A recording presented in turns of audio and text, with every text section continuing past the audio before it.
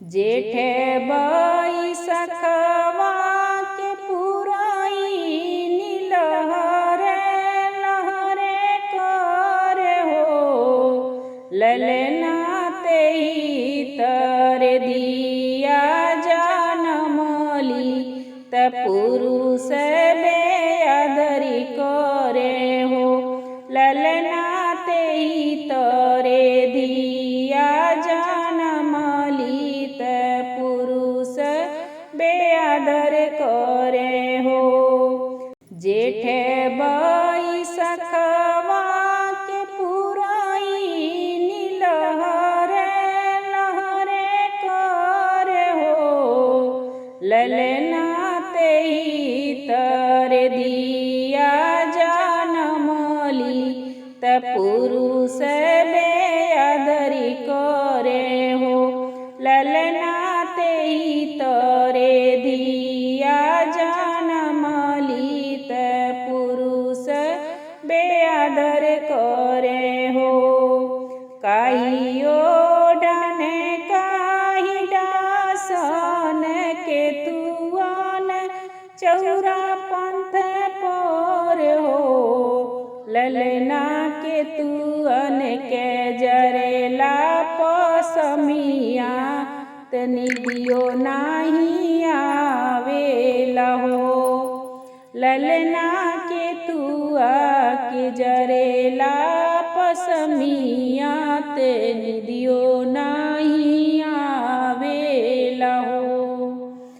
मैल ओढ़ने मैल डासन को दवे चौरा पंथ पर हो ललना रड़वे के जरेला पसमिया निदरियो नाही आवेला हो ललना रड़वे के जरेला पसमिया निदरियो नाही आवेला हो।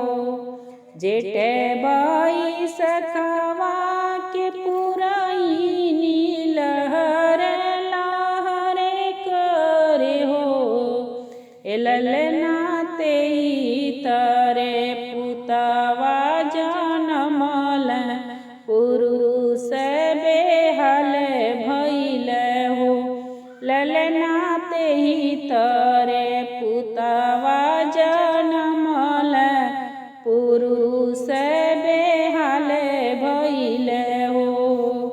काही ओढ़ने काही डासन के तू चौरा पंथ पर हो ललना के तुए के जरेला पसमिया निदरिया भल आवेला हो ललना के तुए के जरेला पसमिया निदरिया भल आवेला हो।